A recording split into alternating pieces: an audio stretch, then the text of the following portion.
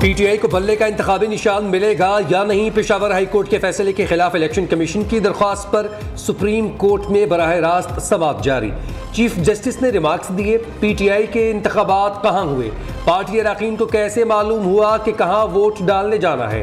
Party अरकान को तो मालूम होना चाहिए कि वोट डालने कहाँ जाना है, रिकॉर्ड पर तो कुछ नहीं कि कहाँ इलेक्शन हुआ। पीटीआई वकील नियाजुल्ला नियाजी ने कहा, वोटिंग हुई थी, वीडियो मौजूद है, अदालत में चला लें, वीडियो बाहर जाकर चलाएं, हम दस्तावेजात पर केस सुनते हैं। आप आज वकील नहीं पार्टी हैं। चीफ जस्टिस का नियाजुल्ला नियाजी से मुकालमा।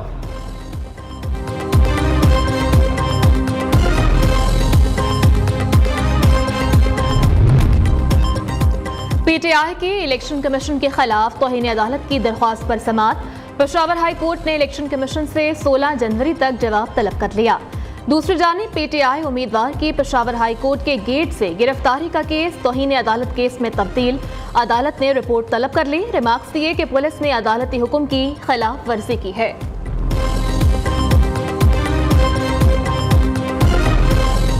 इंट्रा पार्टी इलेक्शन न करवाने पर 13 सियासी जमातें डी लिस्ट। इलेक्शन कमीशन ने महफूज फैसला सुना दिया। इलेक्शन कमीशन ने 2 सियासी जमातों को इंतखाबात लड़ने की इजाज़त दे दी। इलेक्शन कमीशन में 15 सियासी जमातों के इंट्रा पार्टी इलेक्शन न करवाने का केस जेर समाअत था। डी लिस्ट होने वाली जमातों में all Pakistan minority alliance, all Pakistan तहरीक, अवामी party Pakistan S, Bahawalpur national अवामी पार्टी शामिल, सबका पाकिस्तान, पाकिस्तान अमन council party, Pakistan national Muslim league को भी डी लिस्ट कर दिया गया। पाकिस्तान अमन पार्टी, पाकिस्तान बराबरी पार्टी, मसीही अवामी पार्टी, पाकिस्तान कौमी यकजहती पार्टी, सुन्नी तहरीक, निज़ाम मुस्तफ़ा पार्टी, पाकिस्तान मुस्लिम लीग जिना, पाकिस्तान मुस्लिम लीग जिना इलेक्शन लड़ने के अहल नहीं रहे। JUI पाकिस्तान इमाम नूरानी को इंतखाबी निशान अलॉट कर दिया गया। कागजात नामजदगी वापसी के वक्त में इजाफा। इलेक्शन कमीशन ने सियासी पार्टियों और उम्मीदवारों की सहूलत के लिए कागजात नामजदगी वापस लेने के वक्त में इजाफा कर दिया। अब उम्मीदवार आज रात 9 बजे तक अपने कागजात नामजदगी वापस ले सकते हैं। रिसोफ ने 2 विकेटें हासिल की। पेशावर के इलाके मतनी से दाइश खुरासान के 2 मुबैना खुदकुश हमलावर गिरफ्तार। SPCTD के मुताबिक गिरफ्तार दहशतगर्द JUI के अमीर मौलाना फजलुर रहमान ANP के सदर एमल वली खान पर खुदकुश धमाके की तैयारी कर रहे थे। गिरफ्तार दहशतगर्दों ने अफगानिस्तान के इलाके से ट्रेनिंग हासिल की। गिरफ्तार मुबैना खुदकुश बमबारों से खुदकुश जैकेट्स, 3 दस्ती बम, दाइश के पैम्फलेट बरामद किए गए। मौलाना फजलुर रहमान के अफगानिस्तान के नायब वज़ीर आज़म मुल्ला अब्दुल गनी बरादर से मुलाकात। वज़ीर दिफा मुल्ला याकूब, वज़ीर ख़ारजा मुल्ला अमीर मुत्तकी, वज़ीर तिजारत समेत दीगर वज़रा भी मुलाकात में मौजूद थे। मौलाना फजलुर रहमान ने कहा, हमारे दौरे का बुनियादी मकसद दोनों ममालिक के दरमियान दाखिली और ख़ारजी इस्तेहकाम लाना है। सरबराह JUI के वज़ीर दाखिला खलीफा सिराजुद्दीन हक्कानी से भी मुलाकात।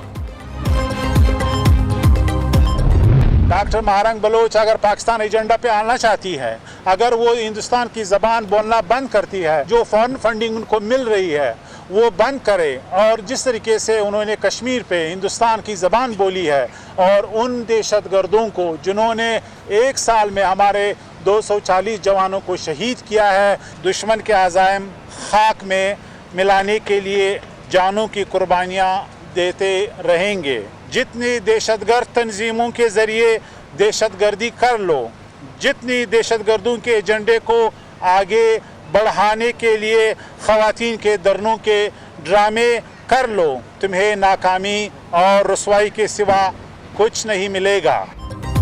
डॉक्टर महारंग बलोच भारत की ज़बान बोल रही हैं। उनका सोशल मीडिया अकाउंट भारत से चलाया जा रहा है। निगरान वज़ीर इत्तलात बलूचिस्तान जान अचकज़ई कहते हैं, कौम वतन दुश्मनों को पहचान चुकी है, तमाम नाम नेहाद दानश्वर बेनकाब हो चुके। भारत को नाकामी और रुसवाई के सिवा कुछ नहीं मिलेगा। पाकिस्तानियों को शहीद करने वाला कोई भी हो दहशतगर्द है।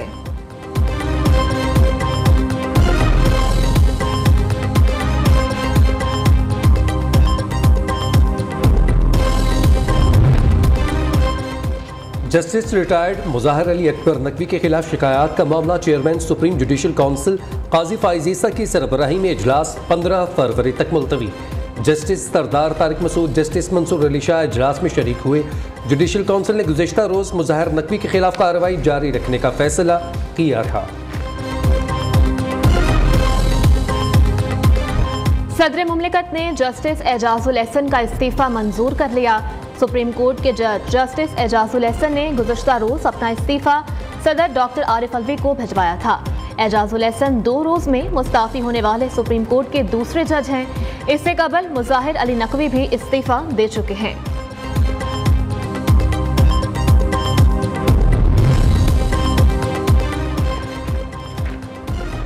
फवाद चौधरी के खिलाफ नैब इंक्वायरी का मामला। अदालत ने फवाद चौधरी का मज़ीद 3 रोज़ा जिस्मानी रिमांड मंजूर कर लिया।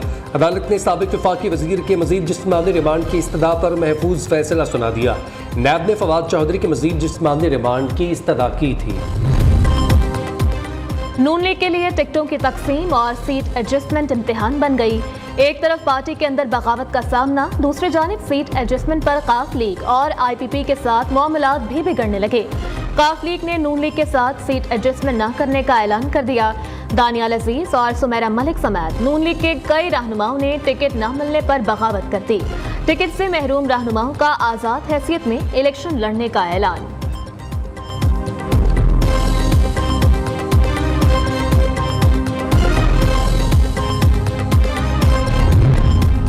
मुस्लिम लीग नून ने लाहौर के बड़े हल्के का मामला हल कर लिया। शेख रोहेल असगर कौमी असम्बली के हल्का NA 121 से इलेक्शन लड़ेंगे। सरदार एयाज सादिक को NA 120 से टिकट दे दिया गया।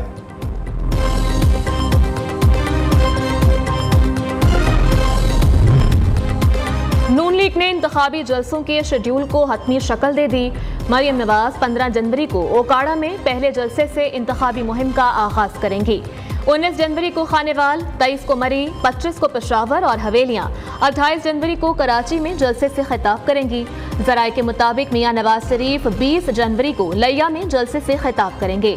22 को मानसहरा, 24 को ननकाना, 26 को बिहाड़ी, 28 को कराची, 30 जनवरी को बहावलपुर में जलसा शेड्यूल्ड। शहबाज शरीफ और हमजा शहबाज भी मुख्तलिफ इलाकों में इंतखाबी जलसों से खिताब करेंगे।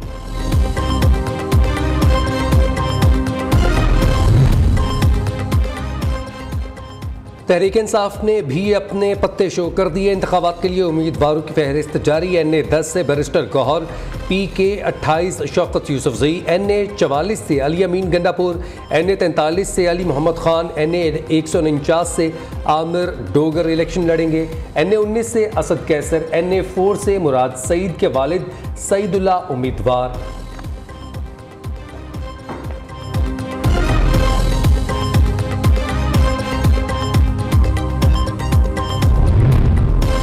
पशीन से महमूद खान अचकजई मौलाना फजल रहमान के हक में दस्तबरदार हो गए।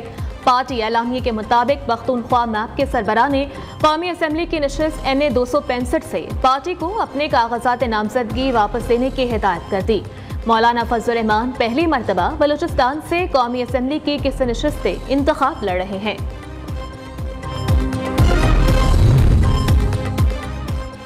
आम इंतखाबात के लिए कागजात नामजदगी वापस लेने का आज आखिरी रोज़। कौमी असम्बली और सूबाई असम्बलियों के उम्मीदवार आज कागजात नामजदगी वापस ले सकेंगे। दूसरी जानब ख़वातीन और अक़लियती मखसूस नशिस्तों पर तहरीक इंसाफ के अलावा तमाम जमातों के उम्मीदवारों के कागजात की जाँच पड़ताल का अमल मुकम्मल। इलेक्शन कमीशन के मुताबिक मखसूस नशिस्तों पर कागजात नामजदगी की जाँच पड़ताल 13 जनवरी तक मुकम्मल कर ली जाएगी।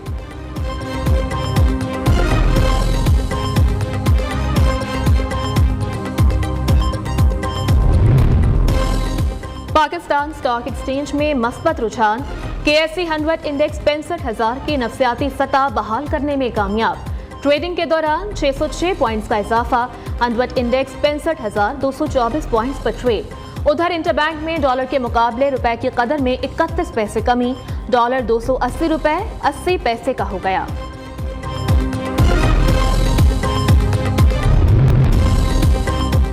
पंजाब में शदीद सर्दी। हुकूमत ने तलबा के लिए यूनिफॉर्म पहनने की पॉलिसी नरम कर दी। जनवरी और फरवरी में सरकारी और निजी स्कूल्स में यूनिफॉर्म पहनना लाजमी नहीं होगा।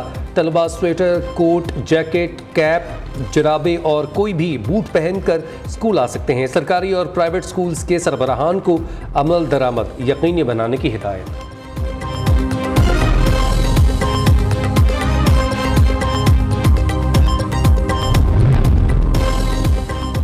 भर में ठंड का राज, कोयटा समेत बलूचिस्तान के मुख्तलिफ इलाके शदीद सर्दी की लपेट में आ गए।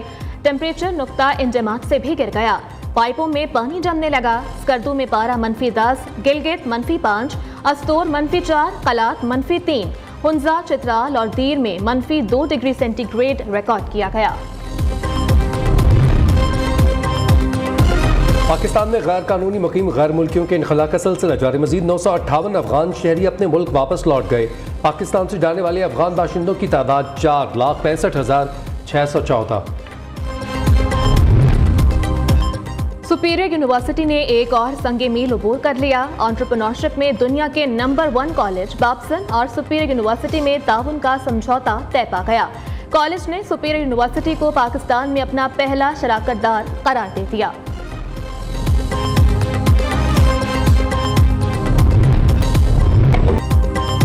अहले सुखन के लिए अलहमरा आर्ट सेंटर में मुशायरे का इनेकाद। मेहमान खुसूसी नामवर शायर वसी शाह ने अपना कलाम सुनाया। दीगर मारूफ शोराए कराम ने भी अपने कलाम पेश किए। किसी का मौजू मोहब्बत, किसी का सियासत तो किसी का माशरती मसाइल रहा। मुशायरे में शायकीन की कसीर तादाद ने शिरकत की।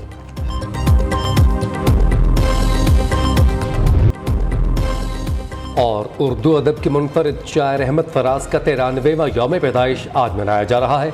मुल्क भर के अदबी हल्के मुख्तलिफ तकरीबात का इनेकाद कर रहे हैं। अहमद फराज का नगमगी कलाम बहुत ज़्यादा गाया गया। अहमद फराज अपने दौर के सबसे बड़े शायर कहलाए।